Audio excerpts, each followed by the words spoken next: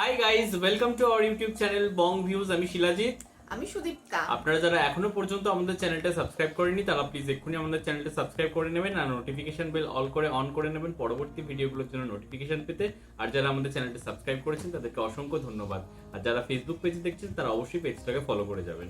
আর যদি পছন্দ হয় তাহলে অবশ্যই ভিডিওগুলোকে লাইকও করবেন। তো আজকে আমরা নিয়ে চলে এসেছি আবারও একটি জিও পলিটিক্যাল রিলেটেড ভিডিও নিয়ে, এবং এটা হচ্ছে বাংলাদেশ এবং ভারত রিলেটেড ভিডিও, যার টাইটেল হচ্ছে খেলা কি তাহলে শুরু হয়ে গেল, মোদি ভার্সেস ইউনূস, এবং চ্যানেল নেম হচ্ছে এনটিভি নিউজ। তো চলুন দেখে নিয়ে যাকে ভিডিওটা। আর ভিডিওটা যদি কপিরাইট ক্লেমের জন্য ব্লক হয়ে যায় তাহলে সম্পূর্ণ ভিডিওটা আপনারা আমাদের ফেসবুক বা ইনস্টাগ্রাম পেজে পেয়ে যাবেন। আর ফেসবুক বা ইনস্টাগ্রাম পেজের লিংক আপনারা আমাদের ডেসক্রিপশন বক্সে ফার্স্ট প্রিন্ট কমেন্ট থেকে পেয়ে যাবেন। তাহলে চলুন সবাই মিলে ভিডিও দেখা শুরু করি।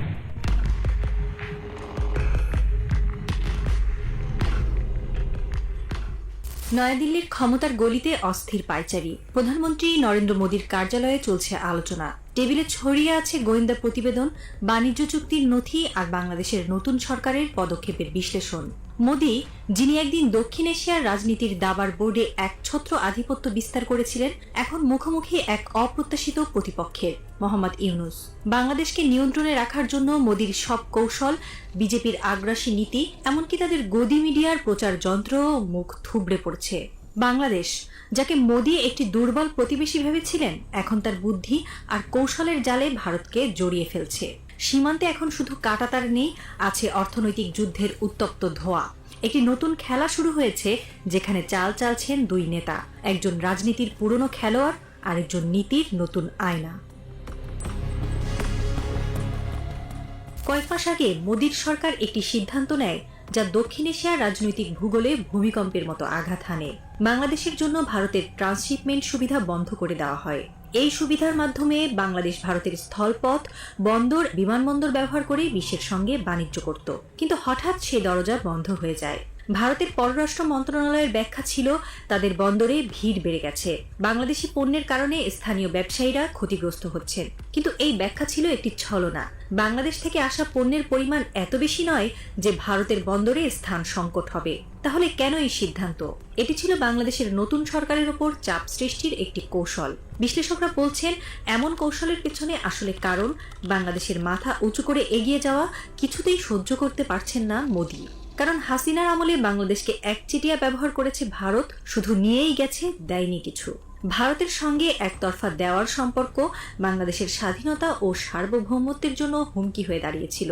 মোদী এই নির্ভরতাকে অস্ত্র হিসেবে আজীবন ব্যবহার করতে চান, কিন্তু প্রফেসর ইউনূসের সরকার তাকে সেই সুযোগ দিচ্ছে না। সেই ক্ষোভ থেকে ট্রান্সশিপমেন্ট সুবিধা বাতিল করেছে ভারতের হিন্দুত্ববাদী সরকার। মোদীর এই আঘাতের জবাবে বাংলাদেশ নীরবে কিন্তু দৃঢ়ভাবে পাল্টা আঘাত হানে। তারা ভারত থেকে বেশ কিছু পণ্যের আমদানি নিষিদ্ধ করে, যার মধ্যে ছিল সুতা, বাংলাদেশের পোশাক শিল্পের প্রাণ। ভারত এই সুতা রপ্তানি করে কোটি কোটি ডলার আয় করত, কিন্তু বাংলাদেশের এই নিষেধাজ্ঞায় সেই পথ বন্ধ হয়ে যায়। বাংলাদেশের ব্যাখ্যা ছিল ভারতের মতোই, এটি ভারতের বিরুদ্ধে নয়, বরং স্থানীয় উৎপাদকদের সুরক্ষার জন্য। ভারতীয় সুতার কারণে বাংলাদেশের স্থানীয় উৎপাদকরা ক্ষতিগ্রস্ত হচ্ছিলেন। বিশ্লেষকরা বলছেন, আদতে এই নিষেধাজ্ঞার পেছনে ছিল প্রফেসর ইউনূসের গভীর কৌশল। তিনি শুধু ভারতের উপর চাপ সৃষ্টি করেননি, বরং একটি অর্থনৈতিক বিপ্লবের পথ প্রশস্ত করেছেন। মোদী যেখানে বাণিজ্য যুদ্ধে জয়ের স্বপ্ন দেখেছিলেন, সেখানে প্রফেসর ইউনূস জানিয়ে দিয়েছেন, যেমন করবেন মোদী, কড়াই গন্ডায় তার সব ফেরত পাবেন পাল্টায়। ইউনূসের সিদ্ধান্ত ছিল দুইমুখী সফলতা। প্রথমত, স্থানীয় সুতা উৎপাদনকারীরা স্বস্তির নিঃশ্বাস ফেলেছে, ডলার বহিঃপ্রবাহ হ্রাস পেয়েছে। দ্বিতীয়ত, ভারতের অর্থনীতির একটি নির্ভরযোগ্য বাজার ধসে পড়েছে। সবচেয়ে বেশি ক্ষতিগ্রস্ত হয়েছে পশ্চিমবঙ্গ, যেখানে বাংলাদেশ ভিত্তিক ব্যবসার উপর অনেক কিছু দাঁড়িয়ে আছে। পশ্চিমবঙ্গের ব্যবসায়ীরা প্রকাশ্যে মোদীর সিদ্ধান্তের বিরুদ্ধে ক্ষোভ প্রকাশ করেছেন। তারা বলছেন, দিল্লির সিদ্ধান্ত গুজরাট বা উত্তর ভারতের জন্য নেওয়া হলেও ধ্বংস হচ্ছে পূর্ব ভারতের প্রাণ, বাংলাদেশ সংযোগ। প্রতি বছর প্রায় $10 বিলিয়ন বাণিজ্য আজ হুমকির মুখে। রাজনৈতিক বিশ্লেষকরা আরও বলছেন, পশ্চিমবঙ্গে বিজেপির রাজনৈতিক ভবিষ্যৎও এই সিদ্ধান্তের ফলে ক্ষতিগ্রস্ত হতে পারে। বাংলাদেশ এখানেই থেমে নেই। ইউনূস সরকার ভারতের নির্ভরতা কমিয়ে নতুন দিগন্তের খোঁজে RCEP জোটে যোগদানের আগ্রহ প্রকাশ করেছে। এই জোটে চীন, জাপান, দক্ষিণ কোরিয়া, অস্ট্রেলিয়া সহ বিশ্বের 15টি দেশ রয়েছে, যারা বিশ্ব অর্থনীতির 30% নিয়ন্ত্রণ করে। RCEP-র সদস্য হয়ে বাংলাদেশ নতুন বাজারে প্রবেশ করতে চায়। এতে ভারতের উপর একক নির্ভরতা কমবে এবং বাংলাদেশ একটি বৈচিত্র্যময় বৈশ্বিক চেইনের অংশ হয়ে উঠবে। ইউনুসের এই উদ্যোগে চীনেরও নীরব উৎসাহ আছে বলেই ধারণা করছেন বিশ্লেষকরা। দক্ষিণ এশিয়ায় ভারতের একছত্র আধিপত্যে চীনের দীর্ঘদিনের বিরক্তি এই সমীকরণে নতুন মাত্রা যোগ করেছে। রোদ ফোটার সঙ্গে সঙ্গে স্পষ্ট হয়ে উঠছে একটি নতুন রাজনৈতিক বাস্তবতা। ইউনুস মোদির কৌশলগুলো একে একে নিষ্ক্রিয় করে দিয়েছেন। শেখ হাসিনার ছায়া সরিয়ে তিনি বাংলাদেশকে দিয়েছেন একটি নতুন পথ, নতুন কূটনৈতিক দৃষ্টিভঙ্গি। ভারত বাংলাদেশের বাণিজ্য যুদ্ধের পরবর্তী অধ্যায় কি হবে তা এখনো অজানা। তবে একটি সত্য ইতোমধ্যেই ইতিহাসে লেখা হয়েছে, বাংলাদেশ এখন আর কারো অনুকম্পায় চলে না। তারা নিজের পথ নিজেই খুঁজে নিচ্ছে। নতুন অর্থনীতির কারিগর প্রফেসর ইউনুস হয়তো এক নতুন দক্ষিণ এশিয়ার গল্প লিখছেন, যেখানে বাংলাদেশ শুধু অনুসরণ করে না, নেতৃত্ব দেয়।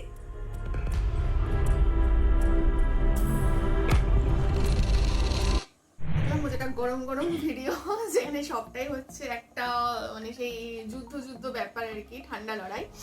তো যার সূত্রপাত এখানে যেটা ভিডিও অনুযায়ী বলা হলো যে সেটা হচ্ছে মোদির হাত ধরে, কারণ মোদি হচ্ছে ট্রান্সশিপমেন্ট বন্ধ করে দিয়েছিল এবং বিভিন্ন মানে যাতে বাংলাদেশ মানে ভারতকে ভায়া করে বাংলাদেশ অন্য জায়গায় বাণিজ্য না করে। তো তার কারণ হিসেবে দেখিয়েছিল যে ভারতের স্থানীয় আর কি বাজার, স্থানীয় মানুষ বা স্থানীয় যে ব্যবসা সেটা ক্ষতিগ্রস্ত হচ্ছে। তো যার জন্য বাংলাদেশ ডেফিনেটলি অনেক বেশি চাপে পড়েছিল অ্যান্ড বাংলাদেশ তারপরে তার পাল্টা জবাব দিয়েছে। যেটা হচ্ছে মেজর ইম্পোর্ট হতো বাংলাদেশে ভারত থেকে, সেটা হচ্ছে সুতো। তো কারণ বাংলাদেশের মেইন ইন্ডাস্ট্রি হচ্ছে গার্মেন্ট ইন্ডাস্ট্রি এক্স্যাক্টলি। তো সেই সুতোটাই হচ্ছে মেইনলি ভারত থেকে যেত এবং ভারত এর জন্য প্রচুর টাকা ইনকাম করতো। তো বাংলাদেশ সরকার হয়তো সাময়িকভাবে ক্ষতিগ্রস্ত তারা হয়েছে, বাট তারপর তারা একটা মেজর ডিসিশন নিয়েছিল কারণ ভারতকে চাপগ্রস্ত করার জন্য। সেখানেও বাংলাদেশ সরকার ওই একই আর কি যুক্তি দেখিয়েছিল যে বাংলাদেশের হচ্ছে স্থানীয় কৃষক বা স্থানীয় যারা হচ্ছে ছোট ব্যবসায়ী তারা ক্ষতিগ্রস্ত হচ্ছে। তো এই নিয়ে একটা সবসময় দ্বন্দ্বমূলক ব্যাপার চলছে। এই ব্যাপারে আমার একটা কথা বলার রয়েছে যে যে সিদ্ধান্তটা আপনারা নিয়েছেন যে স্থানীয় ব্যবসায়ীদের উৎসাহিত করার জন্য সুতো উৎপাদনে বা তাদের যে ব্যবসা মার খাচ্ছিল, তো সেখানটা যাতে তারা আবার নতুন করে মানে তাদের আপনাদের দেশের আর কি টাকাই যেন আপনাদের দেশের আর কি যে জিডিপি উন্নতিতে সাহায্য করে, তো তার জন্য সুতো উৎপাদনে যাতে সেই মানে ব্যবসায়ীদের আর কি সহায়তা করে, তো সেই জন্য বাংলাদেশ সরকার এই রকম ডিসিশন নিয়েছে। তো সেটা গুড ফর ইউ। বাট একটা জিনিস হচ্ছে মানে ভারতের যে কার্পাস তুলো, সেটা কিন্তু বিশ্বের একটা খুব উৎকৃষ্টতম তুলো। তো সেইটা কিন্তু সুতো বানালেই হলো না, সুতোর একটা কোয়ালিটিও দরকার। কারণ আপনারা হচ্ছে গার্মেন্ট ইন্ডাস্ট্রি এবং আপনাদের যে ইন্ডাস্ট্রিটা সমস্ত সারা বিশ্বে আর কি কোথাও গিয়ে আপনারা এক্সপোর্ট করে থাকেন আপনাদের আর কি যে গার্মেন্টস। হ্যাঁ, তো সেখানে দাঁড়িয়ে তার মানে যে মান সেটাও কিন্তু ভালো হতে হবে। তো আপনাদের দেশে যদি সেই ধরনের তুলো আপনারা চাষ করে উৎপাদন করতে পারেন সুতো, তাহলে তো আপনাদের জন্য খুবই ভালো। বাট মানে শুধু মানে এটা করলেও হবে না, মানে গুণমানটাও বজায় রাখতে হবে, সেটাই আমার বলার। এবং ভারত হচ্ছে যদি মানে আমরা নর্মালি হচ্ছে কার্পাস প্রোডাকশন বা পাট প্রোডাকশন এগুলোতে দেখি, তাহলে কিন্তু মানে ফার্স্ট আর সেকেন্ড র্যাঙ্কে থাকে। আর মানে শুধুমাত্র গুণমান না, যদি আমরা পরিমাণ হিসাবে দেখি, প্রোডাকশন যদি দেখি, সেক্ষেত্রে কিন্তু হচ্ছে আমাদের ইন্ডিয়া হচ্ছে সেকেন্ড র্যাঙ্কিং এ রয়েছে পুরো কটন প্রোডাকশনের উপর একদম গ্লোবালি, এবং ফার্স্ট র্যাঙ্কে চায়না রয়েছে। মানে এটা 2024 এর হিসাব, একদম কারেন্ট ডেটা অনুযায়ী বলা যায়। তো সেক্ষেত্রেও হচ্ছে চ্যালেঞ্জ, এটা বাংলাদেশের জন্য প্রচন্ড বেশি চ্যালেঞ্জিং বিষয়। কারণ এটা আমরা সবসময় জানি যে হ্যাঁ আমরা সেলফ রিলায়েন্ট হব, কিন্তু অনেক জিনিস এরকমও হয় যে যেগুলো হয়তো আমরা সঠিকভাবে উৎপাদন করতে পারি না। সেটা বিভিন্ন কারণ হতে পারে, সেটা ওয়েদার কন্ডিশন হতে পারে, সয়েল কন্ডিশন হতে পারে, আমাদের শ্রমিকের অভাব হতে পারে, বা তাদের শ্রমিকের অভাব আই থিংক বাংলাদেশে হবে না, শ্রমিকের কি বলে মানে কারিগরির অভাব বলছি, সেই হিসাবে বলছি, বা যা যা দরকার। এটা শুধু আমি কটন প্রোডাকশন বলছি, মানে যে কোনো কিছু প্রোডাকশনের কথাই বলছি। তো যার জন্য কিছু না কিছু ল্যাকিং বিভিন্ন দেশে আর কি চলে আসে, তো তখনই কিন্তু আমরা ইম্পোর্ট এক্সপোর্টের এই ব্যাপারটা, এবং তখনই কিন্তু ব্যবসা বাণিজ্য গড়ে ওঠে। আর কটন কোথাও গিয়ে মনে হয় আমার যতদূর সম্ভবত মনে পড়ছে কৃষ্ণ মৃত্তিকায় ভালো হয়, এবং বাংলাদেশ কোথাও গিয়ে মানে পলি মৃত্তিকার আর কি অঞ্চল। তো সেখানে দাঁড়িয়ে মানে কোথাও গিয়ে সেই কোয়ালিটি কটনটা কতটা পাওয়া যাবে সেটা একটা সন্দেহ রয়েছে। এক্স্যাক্টলি, কারণ আমাদের ভারতে যদি আমরা দেখি গুজরাট, রাজস্থান, মহারাষ্ট্র এগুলো হচ্ছে mainly cotton cultivated area. Exactly, তো এইগুলো কিন্তু ম্যাটার করে। তো এবার জানি না হচ্ছে এখানে ইভেন শুধুমাত্র কৃষ্ণ মৃত্তিকাটা ডেফিনেটলি ওটা তো একটা মানে মোস্ট ফেভারেবল কন্ডিশন। যদি আমরা দেখি আর্দ্র জলবায়ু, কারণ পাশে আরব সাগর রয়েছে, বা একদম গুণমান শ্রমিক দেখি যেগুলো আশেপাশে রয়েছে, তো এই জিনিসগুলো কিন্তু মানে আরো বেশি এক্সট্রা আর কি ফ্যাক্টর। তো হ্যাঁ, এবার দেখার বিষয় এটা যে বাংলাদেশ চ্যালেঞ্জ তো করেছে বা জিনিসটা হচ্ছে, কিন্তু কতটা নিজেরা সেই জায়গায় সেলফ রিলায়েন্ট এটা দেখবার মতো যদি হয় তাহলে তো ভীষণই ভালো ব্যাপার।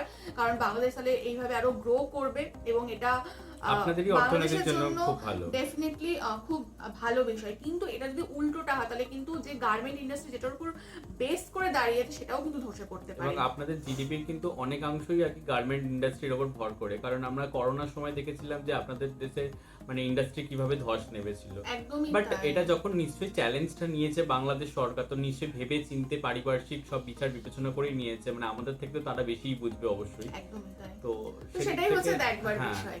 আর আরেকটা জিনিসও রয়েছে এখানে না বললেই নয়, যেটা হচ্ছে আপনারা যে পশ্চিমবঙ্গের ব্যবসায়ীদের কথা বলেন, তো পশ্চিমবঙ্গের মেজরিটি যে ব্যবসায়ীদের কথা বলা হয় বা যে সমস্ত ভিডিও এখানে দেখানো হয় সেটা কিন্তু আমাদের নিউ মার্কেট কেন্দ্রিক, এবং সেখানেও আর কি আমি মানে ওই স্ট্রিটটার নাম ভুলে যাচ্ছি, তো সেই পার্টিকুলার সেই স্ট্রিটেই আর কি মেনলি প্রচুর হোটেল রয়েছে যেখানে আর কি মেনলি বাংলাদেশিরা যেহেতু চিকিৎসার কারণে বা শপিং করতে বা ঘুরতে বেড়াতে যাই হোক সে মানে তারা থাকতো কোথাও গিয়ে, তো তাদের কোথাও গিয়ে এই ভিডিওগুলো তুলে ধরা হয়। তো ওই জায়গাটা মানে কিন্তু আমরা আগেও অনেক ভিডিওতে বলেছি, তার মানে কিন্তু পুরো কলকাতা বা পুরো পশ্চিমবঙ্গ নয়।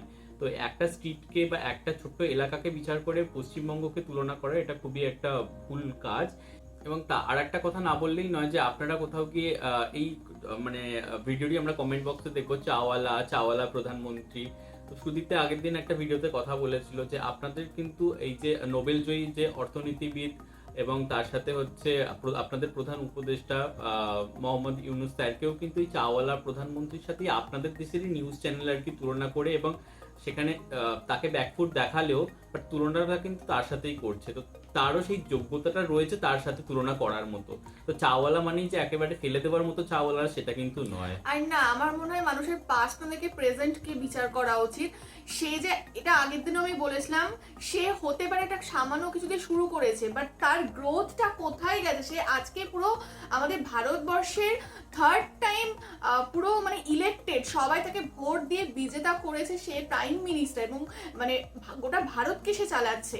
তো এইটা কিন্তু কম কথা নয়। তো কোথা থেকে সেই মানুষটা কোথায় গেছে সেই জার্নিটা হচ্ছে ম্যাটার করে, নাকি কোথা থেকে শুরু হয়েছে সেটা। এবং তার সাথে আরেকটা জিনিসও অ্যাড করার মতো বিষয় রয়েছে, এই চাওয়ালেরই কিন্তু আপনারা গুগল সার্চও করতে পারেন এবং চ্যাট জিপিটিতেও সার্চ করতে পারেন, এবং আমি ওই ভিডিওর কমেন্ট বক্সেও আর কি অ্যাটাচ করে দিয়েছিলাম চ্যাট জিপিটির একটা লিঙ্ক, যে আমাদের যে মানে বিভিন্ন যে ওয়েবসাইটগুলো থেকে লিঙ্কগুলো দেওয়া হচ্ছে, তো সমস্ত লিঙ্কগুলোই আমি অ্যাটাচ করে দিয়েছিলাম। তো এই চাওয়ালা প্রধানমন্ত্রী কিন্তু আমাদের সারা বিশ্বে যে 10 জন আর কি শক্তিশালী বা পাওয়ারফুল পলিটিশিয়ান রয়েছে, তো 1 থেকে 10-এর মধ্যে কিন্তু আসে। পলিটিশিয়ান হিসাবে যে মানে আমাদের চাওয়ালার যে কতটা পাওয়ার, তো সেটাই। আর আমার মনে হয় চাওয়ালাটা কোনো গালি না, চাওয়ালা তো সেটাও তো সে পরিশ্রম করে বেঁচে খাচ্ছে। প্রত্যেকটা মানুষই হচ্ছে সে পরিশ্রম করে খাচ্ছে, চোর ডাকাত তো নয় রে বাবা। দেশেও হয়তো অনেক চাওয়ালা থাকতে পারে, তো কোথাও গিয়ে চাওয়ালা বলে না তাদেরকেও কোথাও গিয়ে ছোট করেন।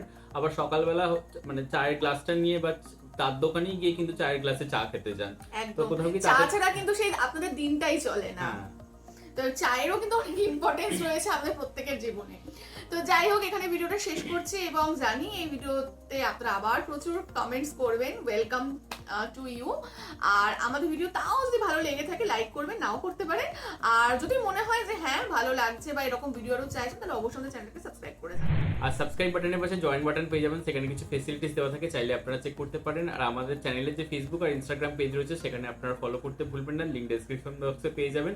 আর আমাদের চ্যানেলে যে ফেসবুক গ্রুপটা রয়েছে সেখানে আপনারা জয়েন করে আপনাদের মনের মতো সমস্ত কিছু পোস্ট করতে পারেন, তার লিঙ্কও ডেসক্রিপশন বক্স চেক করলে পেয়ে যাবেন।